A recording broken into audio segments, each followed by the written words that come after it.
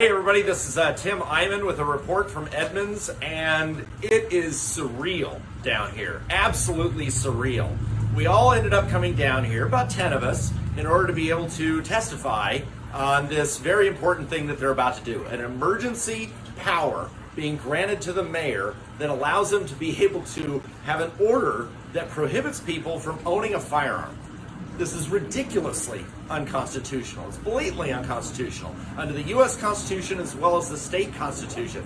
Yet they're pushing it anyway. So we came here to speak. We were told that we weren't going to be able to speak. So we ended up chanting, "Let us speak, let us speak," and then we almost had a SWAT team come inside. At this point, we're just talking with law enforcement, trying to come up with an accommodation. The mayor says no, there will be no accommodation. We are not going to allow anybody to be able to speak.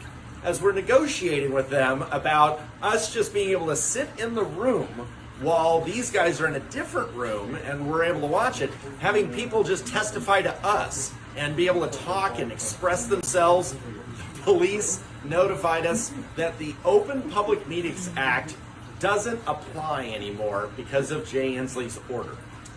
So basic First Amendment rights, our right to be able to be in a public building, our right to be able to observe our elected officials passing legislation that strips away constitutional rights was taken away tonight.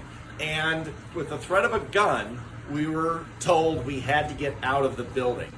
We're fortunately outside the building where the First Amendment still applies, at least maybe for a little while longer. We'll see what they come up with. I think what I really want to emphasize is this is so seminally important. This is the Second Amendment.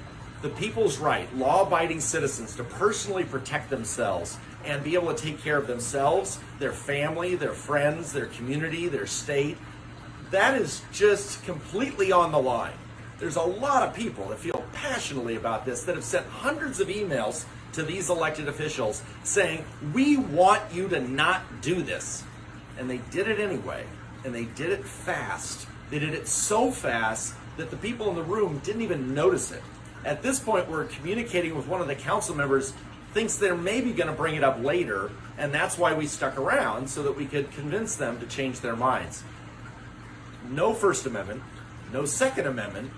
I don't know what they're going after next. It's really disturbing, really bad, and we have a governor that created these circumstances by doing this proclamation, order, mandate, dictate, I don't know what he calls it, but it is got the force of law to the point where they've got the police. Martial law is when the military takes over. I don't know what it is when it's the police. I don't see any difference. I just want to thank everybody for getting so involved and getting so passionate about this issue. I feel really good that there are hundreds of people are now on notice on this stuff, and I just really invite people to learn more about it. I've got to do it. I'm running for governor. Go to tim4gov.com, tim4gov.com, and you can learn more about the other cities that are doing this, and we're going to make sure to pummel them as well. So anyway, thanks a lot for listening. Stirring. Wipe the tears away, gentlemen.